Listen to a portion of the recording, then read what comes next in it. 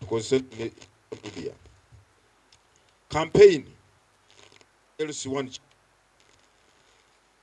Campaign meetings for elections of the LC1 chairperson shall be held for a period of 8 days from 20th July to 27th July. Campaigns abo nabagenda kwesimbawo ku chairperson mu byalo zijja kumala ennaku 8 nga zitandika ennaku 2 nga zikomeekerezeddwa ennaku 27 omwezi gw'omusanvu. Ankidde mu campaign z'ebyalo, chairperson w'ebyalo 2 gw'omusanvu mpaka 27 gw'omusanvu. The campaign meetings of public rallies shall be conducted within the stipulated time, that is from 7 a.m. until 6 p.m. on each of the campaign days. Nti campaign zijja kukolebwa kuva saa emu ku makya mpaka saa 12 za lwegulo.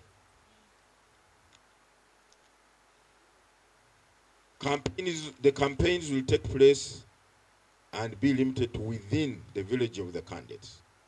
Nti campaign zo kwesimba mu kyalo zikolere mu kyalo ekyo, togenda mu B ate kyogenda mu B kubanga abalonzi bo mu B tebagenda kukubira kabululu mu kyalo.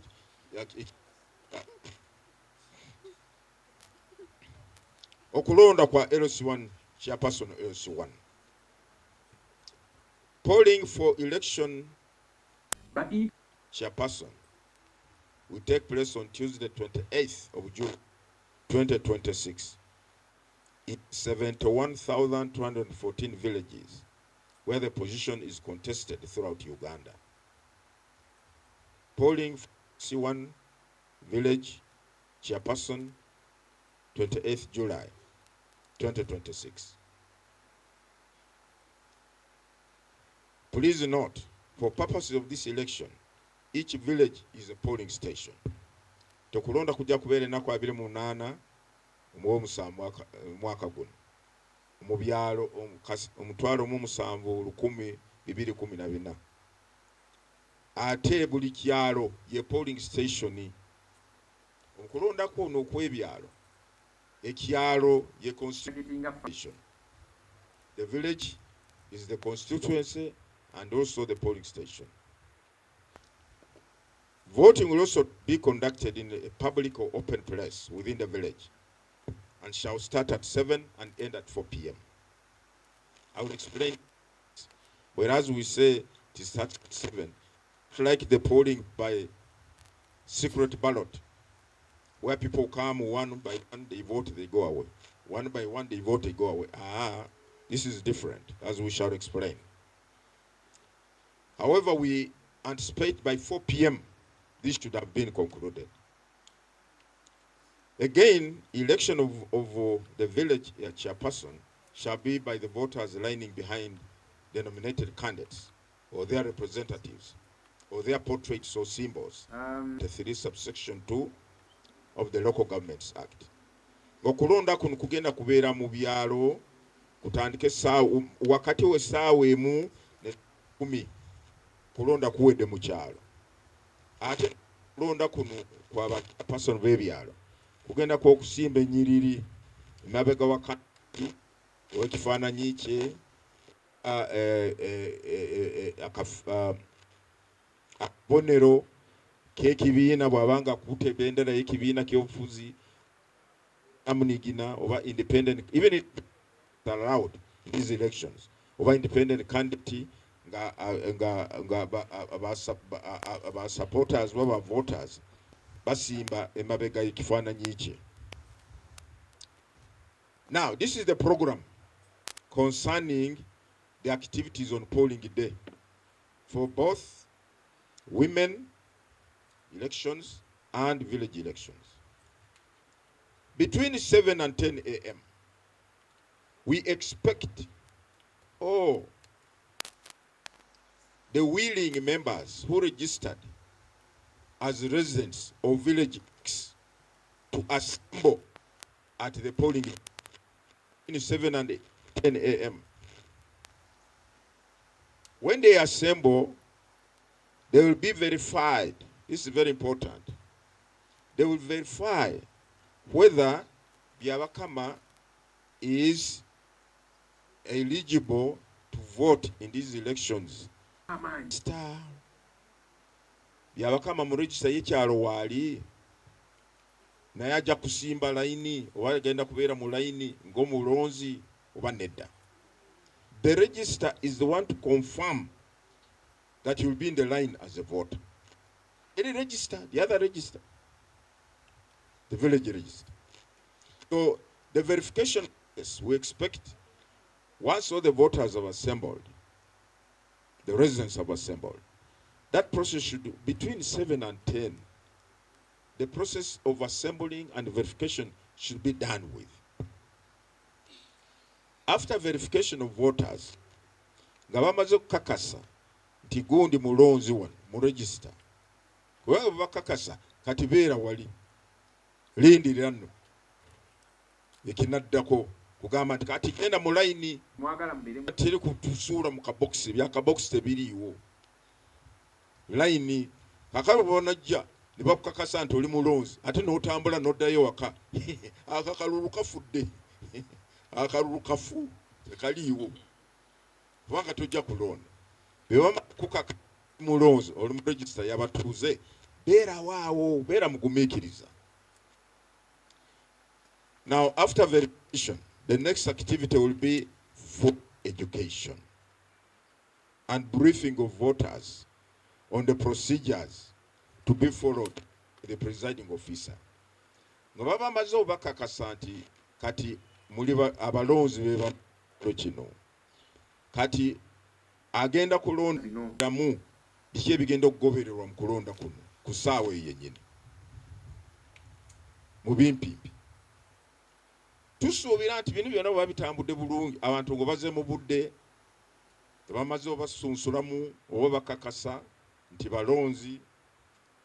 Tusuubira nti essaawa 5 ku makya awo layini kamandi ya layini bujjangu akati musimbe akandi muliwa nti tuli wano gwa yimirira abo gwe yimirira wali gwe yimirira tunula eri totunula emabega oyinza okugwa ekigwo nga shooke kuyiseemu kati mu abalonzi muluwa aha mutandike genda bagundi sawa 5 bwe mumala kuba layini oba kusimba oba kugenda mu nnyiriri kati awo kubala presiding officer nga yambibwako nga n'atandika okubala omu nga bwe baba bameka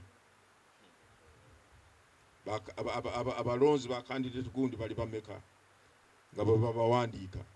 Buli candidate akkirizibwa kubeera na ba agents na wano ba agents bo balise bunnyabo okizibwa kubeera na ba agents bo babiri ku polling station eno balabe nti bintu bitambula bulungi kweri nga bwe bino kubeera okkirizibwa kubeera na ba agents bo waawo wayinza kuba presiding officer n'abala omu babiri basatu 10-15 agent alina okuwa obalabiko bino. So ba agents balina okubeerawo kati okubala bwe kuggwa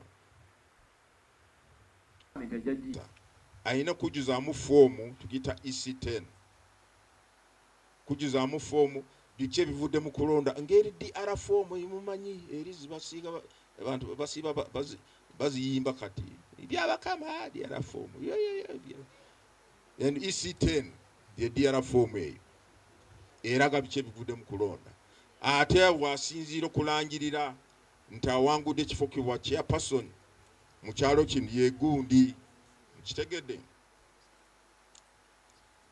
Then okwo kulonda kwa chairperson nga kuwedde mujjukire nti akakiiko kaliwo bantu 11 naye olubifo nga 5 chairperson alina kulonda ani agenda kubeera vice chairperson.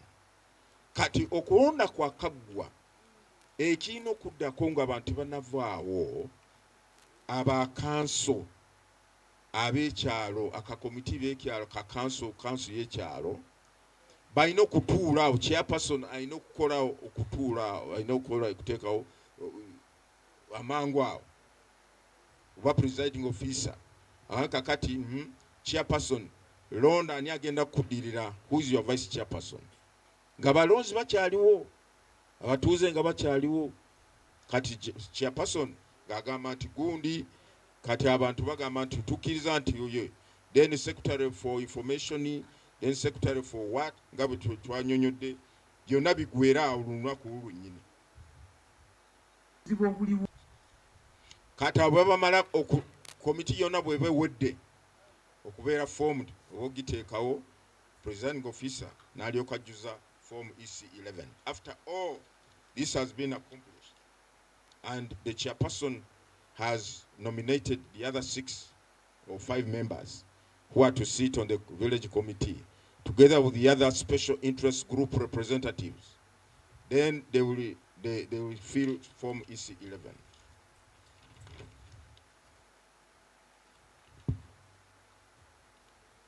Please note, the following LC1 committee members shall be nominated by the elected village chairperson from among the members of the council present and approved by the council one by one by show of hands. 1 vice chairperson, this is what I've been talking about. 3 secretary for information, education and mobilization. 4 secretary for security. 5 secretary for finance. 6 secretary for production and environmental protection. Chairperson yalonda abantu bano naye nga kakiiko kali ak'ekyalo ke kaba kakasa. Akakiiko kalina obuyinza ogamba tetumukkiriza oyo, nedda oyo abeera mutamiivu saawa 4 kuva ku makya ku saawa 12, kati oyo n'abeera ate mukulembeze, nedda tetukkiriza. Akakiiko mwe mulina obuyinza ogamba nti chairperson muntu gw'olonze tumukkiriza oba tetumukkiriza. The committee, these nominated committee members, confirmed committee members, shall join the village executive committee by virtue, the committee members shall be part of the village executive committee by virtue of having been elected chairpersons of the respective village committees of special interest groups. 1 chairperson of the village youth council, who shall be the secretary for youth. 2 chairperson of the village women council, who shall be the secretary for women and also public health coordinator. 3 chairperson of the organization for persons with disabilities, who shall be secretary for persons with disabilities affairs. 4 chairperson of the village council of older persons, the secretary for older persons. Bwe tugambe nga twenyonyodde nti bano chairperson alondeddwa ne bali abantu 5 balonze ne bakakasibwa akakiiko k'ekyalo, kati bajja bano abalondebwa nga ba chairpersons ba special interest groups committees mu byalo, kati bajja kubeera beegatana bana balonde naku kulonda bakole komiti y'ekyalo y'abantu 11 nga bwe nnyonnyodde. Right, LC2 chairperson and executive committee members. The members of the executive committees in the respective parish or ward will comprise the parish council, purposes of election of the parish or ward chair. Nti abo abamemba ba executive committee ko chairperson n'abantu 11 buli kyalo be babeera ba member council y'omuluka batakukulonda nga bagenda kulonda ani anaabeera chairperson w'omuluka oba ward obeera mu kibuga. Abalonzi ba chairperson w'omuluka be bali ba members ba committee y'ekyalo, si batuuze bonna ab'ekyalo naye bali abalondeddwa ne babeera ba members ba committee kuliko chairperson be bagenda kulonda chairperson. So the election of the parish chairperson nomination and approval of the parish executive committee members will be conducted in program. First of all, the compilation of the parish award or LC2 voters register will take place on 29th of July 2026. The display of the parish award voters register will take place on the 30th to the 31st of July 2026. The nomination of candidates for parish award or LC2 chairperson shall take place on the 3rd of August 2026. Campaigns for parish award chairperson will take place on 4th to the 9th of August 2026. When I talk of parish, I mean LC2. Ngawe tugamba. Polling day for election of parish award LC2 chairperson, 10th August 2026. Nti okuteekateeka register y'abalonzi ba chairperson w'omuluka kugenda kubeera ngo ennaku 29 mwaka guno omwezi gw'omusanvu. Ate okutimba oba display kwa register y'omuluka kugenda kumanya ennaku 2 nga na 31 omwezi gw'omusanvu. Okwewandiisa aba nomination kwa abagenda kwesimba nga ba chairperson ba LC2 kubeera ngo ennaku 3. Naye jjukira nti ssebo nnyabo twakirabako luli nkulonda kwa 2018. Omuntu tiyeenyigira mu kulonda kw'ebyalo. Naye ate najja ku LC2 ngunjagala kwesimba ku kifo kya LC2. Naye olina okuyitira mu kulonda kw'ebyalo. Abakyala tiyeesimbawo mu kulonda kuli kw'ekyalo. Naye bw'atuuka ku LC3 ayagala yingirire awo kubanga standard ye ya LC3 si LC1. Nyabo bwanga tuwayitira mu kulonda kw'ekyalo.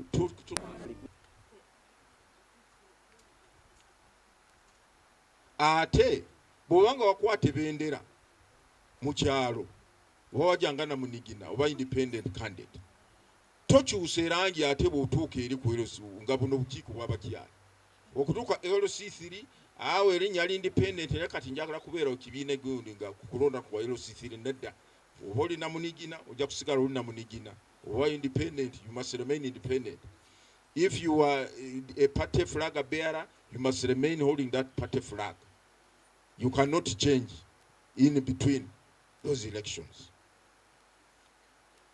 Campaigns za abagenda kwesimba kwa chairpersons bwemeruka kujja kubeera ennaku 4 paka 9 mwezi gw'omunaana.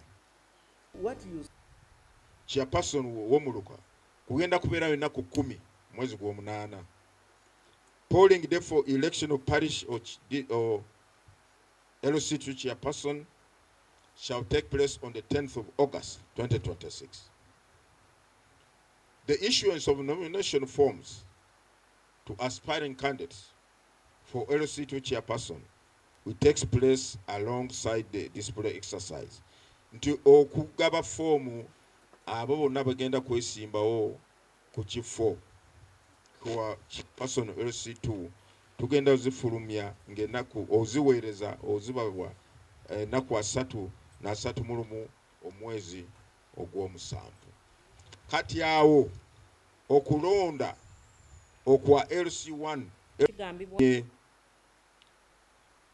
kukomokerezeddwa ng'ennaku nga bwe tugambye ennaku 10 mwezi gw'omunaana kulonda chairperson w'omuluka oba parish chairperson. LC1 LC2 that will be the end.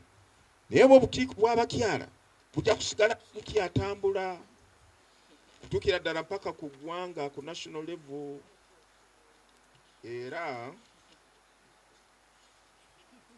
okulonda bwe kuggwa kw'abakyala nakumuka nakugenda kubeerayo ku muluka. Okwo kw'abakyala ku muluka kugenda kubeerayo ddi?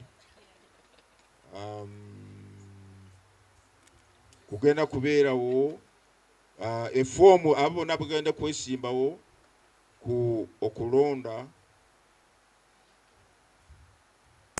person kakiiko k'abakyala kumuluka.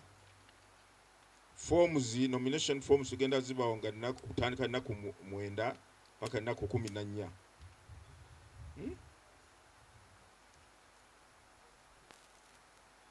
Nedda lindawo lindako register ey'abakyala ku kulonda ani anagenda kubeera chairperson wakakiiko k'abakyala kumuluka.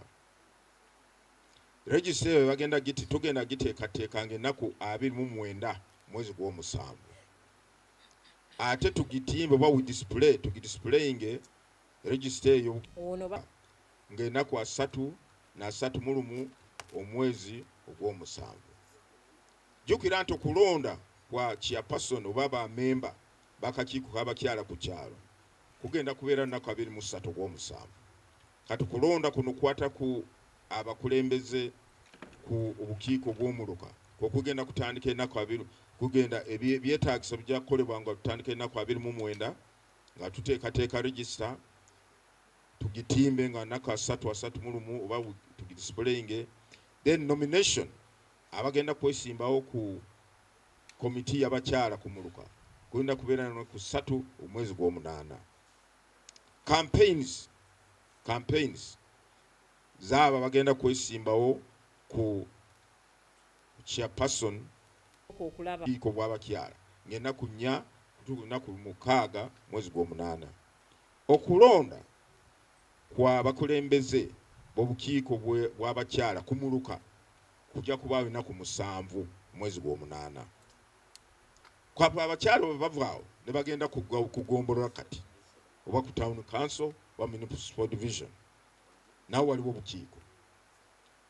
Kati abo register yaabwe egenda kuteekateekebwa ng'ennaku 11 mwezi gw'omunaana 26.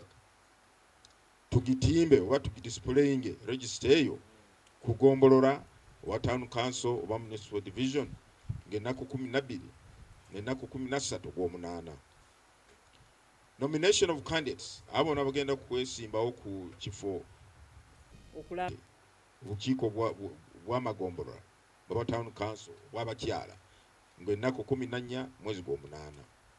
Campaigns zabagenda kwesimbawo ku sub-county, town, municipal division, women committees ennaku 15 oba 17 gw'omunaana.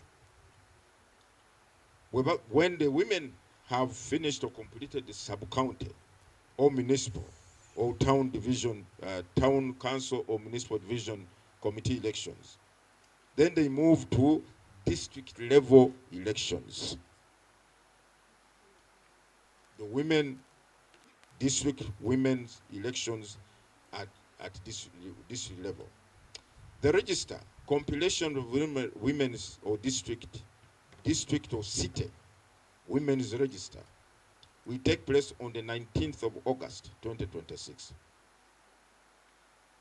Display of the said district or city women's register will take place on the 20th to the 21st of August 2026. Nomination of candidates for district or city women committee elections will take place on the 24th of August 2026. Campaigns for the election of the district or city women committee elections will take place on 25th to 27th of August 2026. Polling day for election of district or city women committee elections will take place on 28th 2026. Okulonda kw'abakyala nga bwe ngambye kwe kukyatambula kyalo muluka gombolola wa town council municipal division district nga bwe nyonyodde. Naye amateeka gagamba nti kuno kulonda ku bukiiko bw'abakyala ku LC mu kyalo kusimba nyiriri kumuluka kusimba nyiriri kugombolola kusimba nyiriri naye okutuuka ku district ako kakyama akalulu k'abakyala ku district kako ka box. Now, after the district elections for women, now they go to the final one, the national election council. This one will take place, the compilation of the National Women Council Register will take place on the 30th to the 31st of August 2026. The display of the National Women's Council Register will take place on the 1st to the 2nd of September 2026. Finally, the National Conference for the National Women Council elections will take place on the 3rd to the 4th of September 2026. Now, the women elections, which will have started at the village level on July 23rd, will be concluded at the national level on the 2026. That will mark the conclusion, the end of all these elections. The Electoral Commission wishes to appeal to all stakeholders to participate in the entire electoral program, which is progressive in nature, that is, from the village to the parish in the case of administrative units elections, and from village to national level in the case of women councils and committees elections. The Commission therefore urges all aspiring candidates and stakeholders to acquaint themselves with the relevant laws and the guidelines that will be issued by the Commission in order to appreciate the activities before, during, and after these elections. The Commission appeals to all political parties and organizations to study this electoral program and undertake the necessary preparatory activities. For example, election of the flag bearers for political parties in a time so as to comply with the guidelines and requirements for each level for this electoral process. Basebo ne banyabo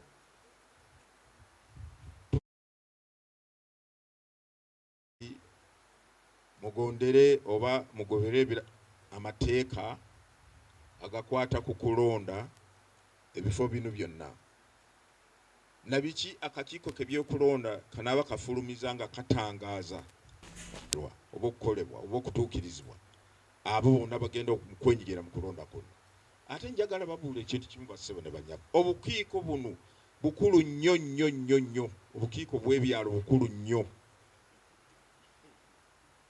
Obukiiko bw'ebyalo ge maaso n'amatu ga gavumenti. Bwaweebwa obuyinza bunene nnyo n'okuggyako tebamanyi bukozesa bulungi. Balina obuyinza okumonitoringa government programs mu bitundu ebyo by'ebyabwe. Kye tumanyi teri ddwaliro oba teri health center etali mu kyalo. Teri ssomero etali mu kyalo. N'etteeka ligamba nti obukiiko bw'ebyalo bulina okuyinza okumonitoringa okulaba ebintu bino service delivery etambula etya. Ate n'etteeka ne libagamba nti bw'abaawo ensonga yonna mu kyalo ky'ewammwe tegeeza. The law says draw attention of the cow or the district chairperson or assistant cow. Waliwo ensonga wano ewaffe wano. Mukola ki eyo mutuddeeyo muwambadde masuutu wano tulina ensonga wano. Obuyinza obulina obukiiko bw'ebyalo. Nolwekyo mulonde abakulembeze be mumanyi tebankizo. Abakulembeze abanaasobola okubeera ddoboozi lyammwe. People who should be able, the LC1 committees have the power, councils have the power to monitor government programs in their respective areas. They have that power. The law says they have the power to draw the attention of the cow or the district chairperson or assistant cow on any matter concerning their area. So these things they are crying about to poor service delivery, the LC councils have the power to monitor and raise their voice and say, there's a problem here. Why is it not being addressed? They are the ones who recommend people who are fit to join the security services, to join the UPDF, to join Uganda Police Force, Prison Service. The councils, the LC council, they are the ones which have that power to vet the person who are fit to join the security services. They are the ones who are responsible to make sure law and order prevails in their areas. Councils, by no means of one man in your civil. Temugama nti mulimu gwa kustampinga bustamping impapula nedda obuyinza babuyina twagala kulonda kuno leero kubanga mpulira abantu waliwo ekifo kimu kuliko chairperson babiri ekyo kijja kitya kuwalina okubeerawo chairperson omu. There must be only one chairperson, and the law clearly explains if the chairperson is not there, who exercises that power? The vice chairperson. Si mukyala wo bannange stamp n'ogikiya stamp yafuuka yakika. Obuyinza bugamba chairperson wabanga tasobola kutambuza emirimu gy'ekifo, vice chairperson yalina okutambuza. Chairperson wabanga yafuuka, vice chairperson yadde mu bigere bye mpaka okulonda bwe kunaateekebwawo balonde abatuuze b'ekyalo abali mu register, balonde omutuuze chairperson omulala anamudde mu bigere oli afudde. Obuyinza abasebo bannyabo mubuyina obukiiko bw'ebyalo. Nolwekyo ku mulundi guno tusaba nti okulonda kuno mukwenyigiremu, temukola emivuyo gye mwakola juuzi 2018 teweewandiisa n'ekiseera bukyatuuka ng'olabye ensi yonna eddindima ekintu kinyumye naye ate nze nsigalire mabega nange gangende ndonde, ogenda kutuuka wali teweewandiisa mu register. Ekyo mukozesa akakisa kano ebiseera ebitutaddewo mugende muwandiise ebyalo byewandiika bannyabo bukulu nnyo. Era bagamba nti simanyi obuyinza baabo bajjako, bannange obuyinza baabo bawadda mutudde nabwo naye temumanyi engeri gy'obukozesa. Njagala kubeebaza. Thank you very much for listening to me. We pray that every Ugandan will participate in this electoral program and do so in accordance with the law and the guidelines for each activity. This will ensure a smooth electoral exercise for the good of our country, for the good of our communities. I say all this for God and my country. Thank you very much.